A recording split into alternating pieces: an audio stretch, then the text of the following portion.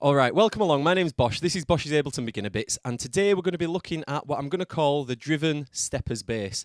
Now this is, it's a bassline sound, it's overdriven, but equally it sounds like it's off in the distance. It sounds like it's sort of coming closer, like a grumbly sort of... Imagine you're hearing a bass line playing way down in a cave, and that's the best way I can describe it. It's like a... If you listen to Steppas a lot, you'll know what I'm on about, hopefully from that description. And this video was requested by Rashad Allen 8594. It took me a while to figure out where the gap in between the name was there. Rashad Allen 8594 says, loving all the dub and Steppas related content, man. Really inspiring me to get back at it after a break. One thing I'd love to know is how certain producers achieve that overdriven bass like Iration Steppas make. Keep up the good work. So this is what we're going to do in this video. Now, before we get into this video, if you want to support this channel, if you enjoy what I'm doing here and you want to sort of put something towards to help me keep on doing this, then you can go to www.buymeacoffee.com/BoshDubs. I'll put it on the screen down here somewhere, and you can donate some money to the channel. Everything is much appreciated, and if you want to put it in your comment, I will mention you on the video. I did mention the donators last week, so I will mention everyone on there. And obviously subscribe to the channel, like, comment in the... I'll reply to everyone still on the comments. Just get involved in the video. It helps these videos get to more people who want to see them just like you guys do. That's it on the promo. Let's get straight into it. So the overdriven Steppas bass, I'm going to play you like a demo version that I made last night, and then so I'll show you what the end product's going to be, and then after that we can actually look at how I made it. Okay, so I've got a basic drum loop that I've made to go along with this, and then I'm going to play you the drum loop, and then I'm going to play you the bass line that I wrote last night, and then we're going to go to the blank bass line and then show you how to make the bass. So this is the drums I've got in there, and a piano. Let's get rid of the piano for now. And this is just using the 64 pad kit Jazz. This is an Ableton preset drum kit. It works surprisingly well. So what I'm going to do is, why am I getting like... Right, I'm getting some weird thing in my headphones. So this is the sound that I've made.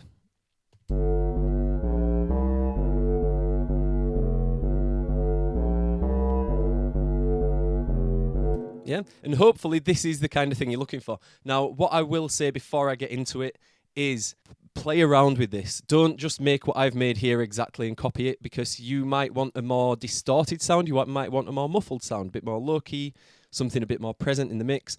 So this is the starting point to get that sound, and then if you want to tweak it and whatever, you've experiment, play around with it. I've just play around with it. Have a go at experimenting with things. So this is the sound with the drums. Might pull that down just a little bit. Yeah, basic bass line, basic bass. So this is made of two things. It's made of this section, which has no bass, and then that's just a sub. Alright, so I'm going to minimize that, and then let's try and recreate the same thing on a blank operator. So we've got the bass line.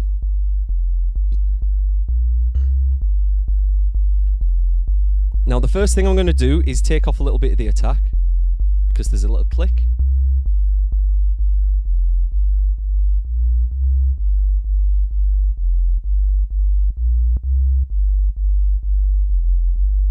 Just finding it with the release as well. Okay, now the first thing I'm going to do, and there's a number of ways you can do this, is I'm going to distort it or overdrive it somehow. You can use... we've got the dynamic tube, we've got overdrive, pedal, and we've got saturator, maybe even vinyl distortion you could use. I'm going to go in with saturator. But any of those distortion devices you can use, they just have slightly different outcomes. And I'll show you with overdrive as well. So I'm going to... Woohoo! I didn't mean to grab that. Alright, so I'm going to turn up the drive just a little bit. Let's put 3 dB on there. It's not much, but you can start to hear it thickening up a little bit. Let's try 4, 5. Okay, let's turn that off. Not much change, but you'll see the level go up a little bit, and it does get a little bit more distorted. turn it on now. Yes, that's definitely added something. And now I'm going to take the bass and I'm going to turn the bass up to 3. That's definitely added something. Let's go back to 0. And then back to 3. Alright, so we're already getting there. Now I'm going to leave it there and I'm going to add the next part and then go back. Because I find it's better to, with this, it's better to put the next bit in place and then go back. So I'm going to start out with a basic reverb. Now, you will have been told, I assume, by anyone online that you never put reverb on a bass, but this isn't going to end up being the sub bass track, so we can put reverb on it. I'm going to get rid of the high cut, just take the spin in the chorus off there, put the pre-delay back down. Now, with this technique, I find putting the pre-delay to 0 is quite important, or at least as low as it'll go, just because this sound isn't acting as a reverb. It's still going to be the bass line, so it still needs to sit in the right place. So I would always set your pre-delay to 0 or as close to 0 as it'll go. Now, let's turn it off. Let's put the decay down to about, let's do 750. Size, we're going to pull the size down to about 8, but not, yeah, somewhere around there, 8, 9-ish, somewhere in the middle of the dial. Now, I'm going to play the bass on its own. And then I'm going to slowly turn up the dry wet. Have a listen.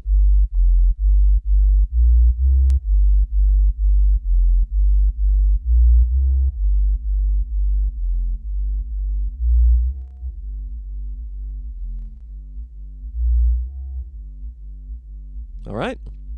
So now you might be able to see now why it's best to put that reverb on and then go back. Because you're going to be, if you change that distortion, you're going to be then changing how it sounds in the reverb. So I think you want to put, in my opinion, you want to put the reverb on and then go back to your saturator and then start playing around with it a bit more. So let's do that. I'm going to turn the bass up to 10. Big change there.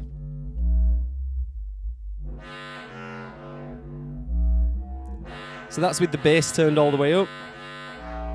Let's turn the bass down and turn the drive up. Similar but not as top-endy.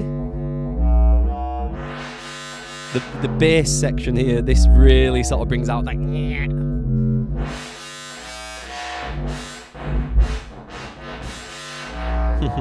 You get some interesting sounds doing that. So I'm going to put that back to 3.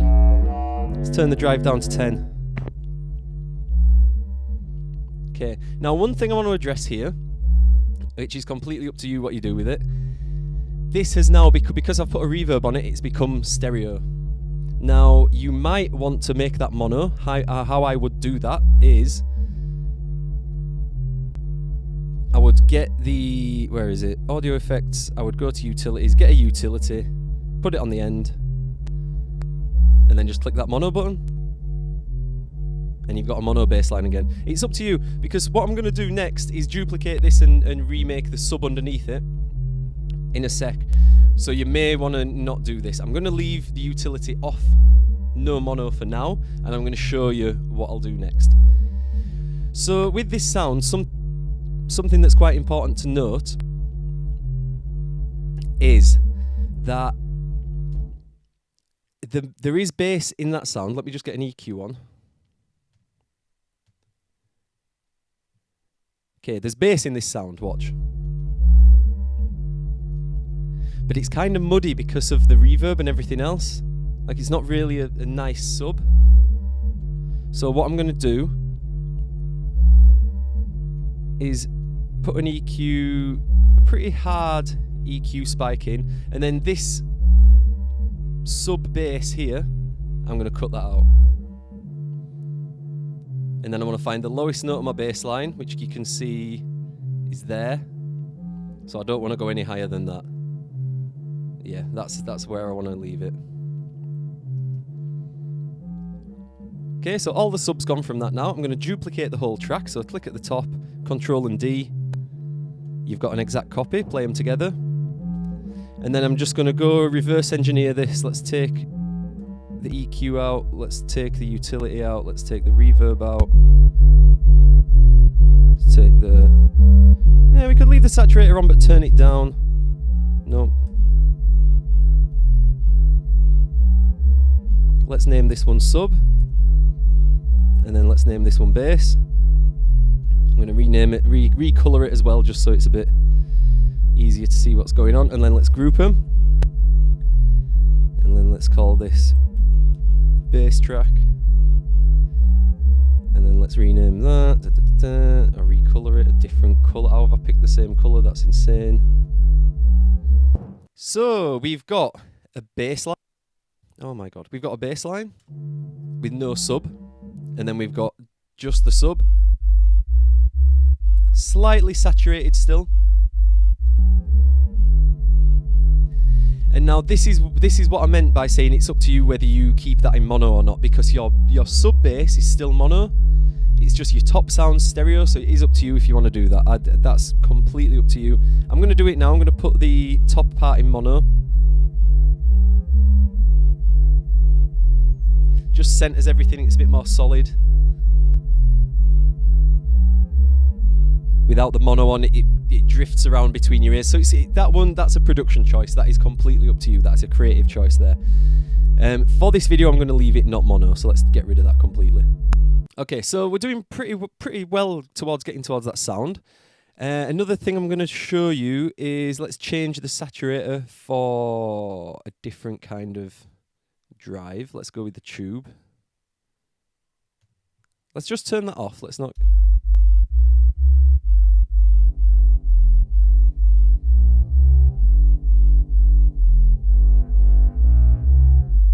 So what I'm going to do, each one of these distortion effects, I'm just going to have a little play around and see what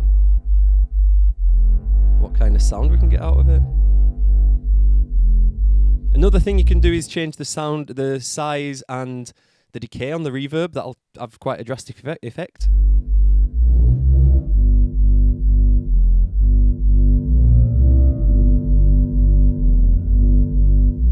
So the more decay, the more muddied up it tends to get with the rest of the reverb. The size brings it closer or further away, or decides like how big a space it's in. That's kind of what it sounds like. This sounds like it's in a very small space.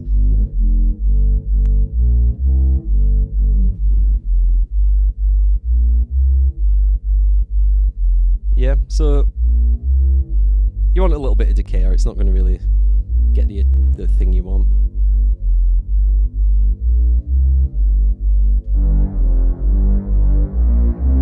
Yeah, so that's the core of it basically, is some kind of distortion and then some kind of reverb. Now one more thing I'm going to do is I'm going to put a filter in there. I'm going to make this an EQ filter. So I'm not going to use auto filter because that's very cutting. I want to leave a lot of it in and then just sweep above the line. So all I want this to be doing is this. I don't want to be cutting everything else out. I just want to be enhancing certain frequencies. So we've put an EQ on. Let's go to modulators. Let's get an LFO. I do like the max LFO, but I tend to just use this one for now because it's a bit more visual. You can see the lines going up and down. So let's map this to where it's going to go. Frequency on that. That's moving too fast. Turn the rate down. And then we need to do 20% on and 20% off there. Let's make that 60. Probably even 50. Let's make that one 15. So these two, if I haven't already explained, these two, it's the bottom and top limit of where this moves to. So if I set this to 0 and 100, this thing's going to move all the way to the bottom and all the way to the top. If I'd put that to 15 at the bottom and 50 at the top, you'll see it jumps down, and then it's only going to move between 15% and 50% of the whole scale, which is all I really need for this. Now let's have a listen.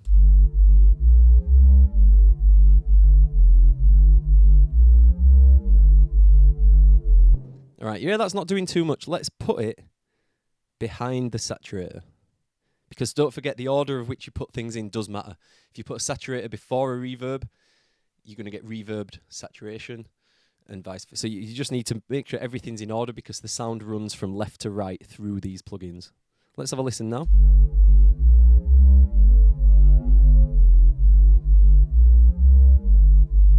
So we need to increase the speed of that a little bit. And we need to lower the percentage of that even further.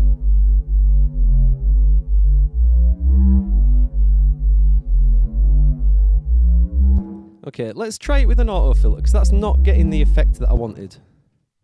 So I'm going to do the same thing, but I'm going to put the auto filter in there. Again, I'm going to put it on the other side of the saturator. Put it on notch, map that frequency.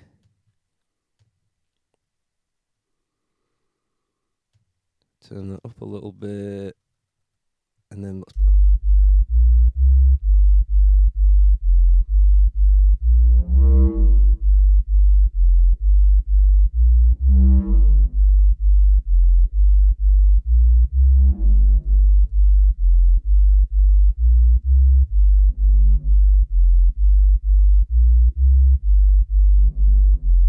It's not. Why is it not getting the effect I want? Right, I'm going to grab this myself because for some reason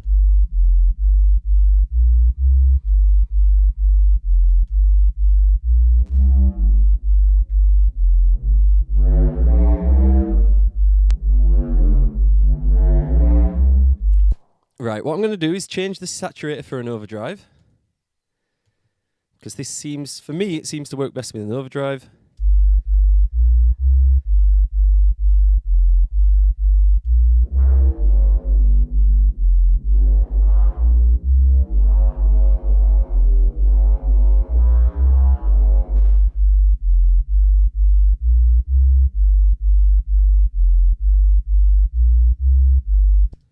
Right, let me just solo this without the... Why is this happening? Okay. We want to do that, and we want to do that, and have the filter go in. Where's my LFO? Map this to this.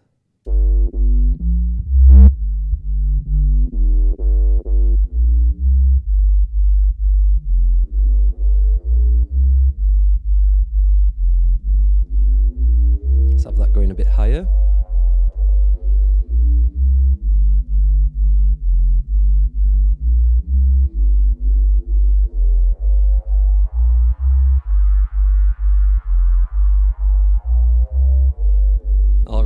So you can see the what we've got there going on is kind of like where you want to go. You want to take a bass line, you want to overdrive it, and then you want to reverb it. And again, whether you overdrive it with saturation, with an overdrive, with the pedal, pedal's a good one. Let's try it with pedal quickly.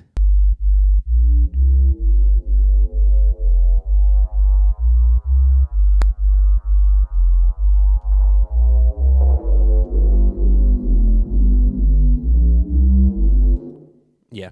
So again, you can use, as I was saying before, any distortion and then a reverb. And then if you really want to sort of give it a bit more movement, start going with the filters, start adding the filters in there. And I think that's it for the driven stepper bass. I'm going to leave it there. My name's Bosh. This has been Bosh's Ableton Beginner Bits. Please subscribe, like and follow. Please visit buymeacoffee.com/BoshDubs. And I'm going to leave it there. I'll see you next time. Ciao.